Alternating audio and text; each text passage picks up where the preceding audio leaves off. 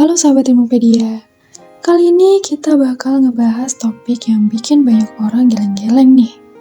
Gimana caranya?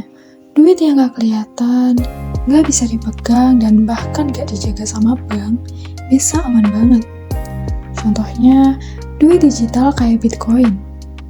Mereka gak ada bentuk fisiknya sama sekali, gak ada bank juga, dan gak ada kantornya. Tapi, bisa dipercaya jutaan orang. Jawabannya matematika. Dan kali ini kita bakal bahas bareng nih, gimana rumus dan logika bisa bikin sistem uang baru yang revolusioner.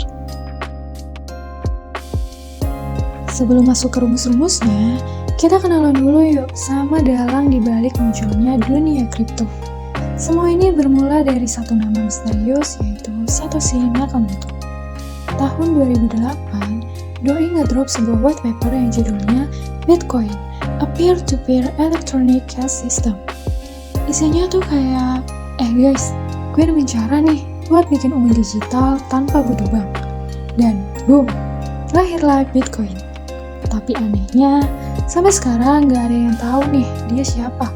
Satu orang kah? Atau tim kah? Atau mungkin alien? Tapi yang jelas, dia ninggalin sistem yang pakai matematika buat ngatur segalanya. Gimana caranya si Bitcoin ini bisa aman banget? Jawabannya ada di kriptografi. Bayangin aja, kalian punya kotak surat yang bisa dikunci sama siapa aja, tapi cuma kalian yang bisa buka. Nah, Bitcoin pakai sistem kunci yang kayak gitu. Kunci publik buat ngirim dan kunci privat buat buka. Sekarang kita masuk ke bagian yang bikin setiap data tuh punya sidik jarinya sendiri. Ini dia, fungsi hash. Hash itu kayak sidik jari data. Bayangin aja, kalian masukin kata halo dunia ke mesin hash, terus keluarnya jadi angka random yang super duper panjang banget. Nah, ini dia yang bikin transaksi Bitcoin gak bisa dipalsuin, karena setiap data punya sidik jari digitalnya sendiri. Kita masuk ke matematika tingkat advance yang dipakai buat bikin tanda tangan digital, atau kurva eliptik. Gampangnya itu kayak gambar gelombang matematika pakai rumus Y pangkat 2 sama dengan X pangkat 3 plus 7. Ini yang dipakai buat bikin tanda tangan digital. Dan semua hitungan itu dilakukan di atas dunia angka khusus, alias modulo.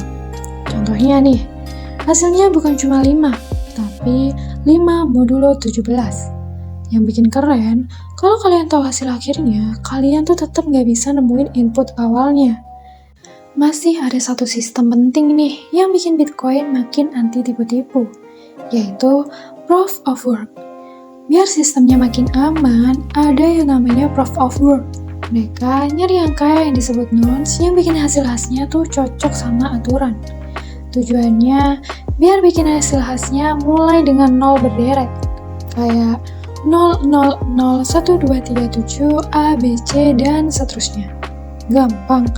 Enggak, kalian harus coba ratusan ribu angka sampai nemu yang pas. Makanya butuh komputer gede-gede dan listrik segede gaban.